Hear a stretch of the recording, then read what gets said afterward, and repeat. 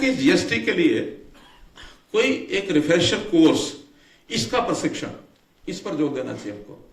वो चाहे एडवोकेट्स तो स्वाभाविक है, जो बार एसोसिएशन हमारी टैक्स लॉयर्स की है वो तो रजिस्टर्ड हो ही गए। इसके अलावा व्यापारियों में से भी अगर कुछ आकर के उसमें ट्रेनिंग लेना चाहे, या जो डिपार्टमेंट के लोग हैं उनमें भी सब लोगों को अभी वो सारी प्रोसेस पता नहीं है, तो ऐसे ट्रेनिंग प्रोग्राम्स ये चलाने चाहिए। इससे भी सुविधा जो है बहुत हो जाएगी। तो मैं तो कुछ बातें जो मुझे बैठे बैठे ध्यान में आई हैं वो सब आपके सामने रखी हैं। और इसमें एक विषय आया है ट्रिब्यूनल का। पहले जो रेंज की बातें होगी कि 2 नई रेंज ये हमने शुरू करने का 1 जनवरी से कह दिया।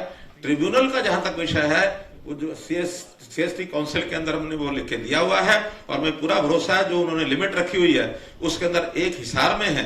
और दूसरे ट्रिब्यूनल की जो मंजूरी हमें मिल रही है अगले 31 मार्च तक गुरुग्राम में ये ट्रिब्यूनल खुल जाएगा, ऐसा हमारी ओर से योजना है।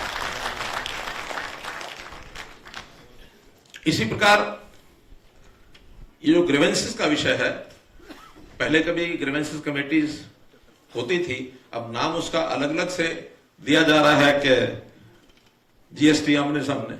अभी फर्स्ट लेवल पर एक तो स्टेट लेवल की ग्रीवेंसेस कमेटी, वो अधिकारी होंगे उसमें, और जो नॉन ऑफिशियल्स में दोनों हमारी जो एसोसिएशन है इनके प्रेसिडेंट होंगे, और दोनों से एक एक नाम और दे दें। 4 नाम अभी रिकमेंड करते हैं, और ज्यादा क्या आवश्यकता होगी देख लेंगे। 4 लोग हर महीने ये जो ग्रीवेंसेस कमेटी की स्टेट लेवल पर मीटिंग होगी इसके अंदर आया करेंगे, सब स्थानों के अपने इश्यूज ले जाकर के, या जनरल सुझाव है, ये है वो है, एक तो उसको फॉर्म कर देंगे।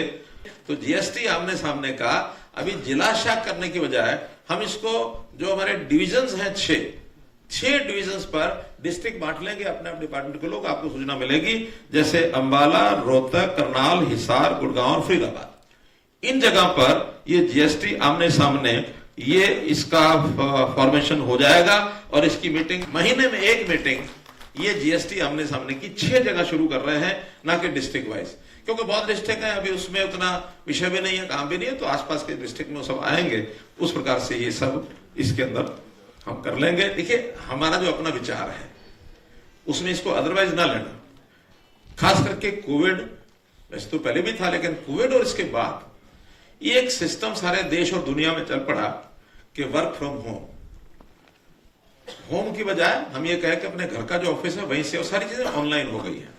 इसलिए ज्यादा काम तो इस कम्युनिटी का सारा ऑनलाइन है।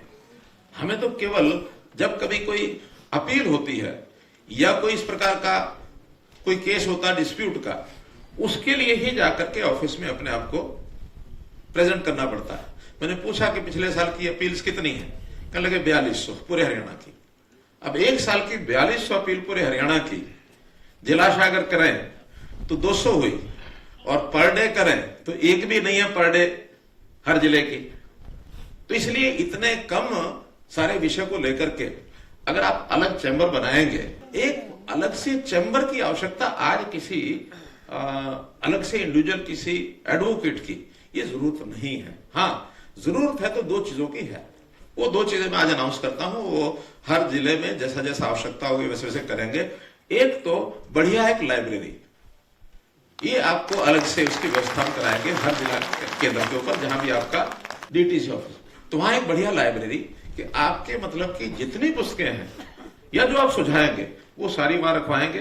वो पुस्तकें 100 हो, 500 हो, 1000 हो, 2000 हो, 5000 हो, जितनी पुस्तकें होंगी उसमें रखवाएंगे ताकि उसका उपयोग वहां कर सके, या ले जानी है तो ले जा सके। एक उसके साथ एक हॉल, उस हॉल में यानी जितने वहां के लॉ यानी बार एसोसिएशन के जो लॉयर्स हैं उनके बैठने की अच्छी व्यवस्था विद कैंटीन, ताकि आप जहां के अपील में अपीयर होना है वहां कोई दूसरा वकील बैठा है वो अपनी पार्टी को लेकर के, तो आपको आधा घंटा इंतजार करना है, तो आप कम से कम वहां बैठ के इंतजार कर सकें।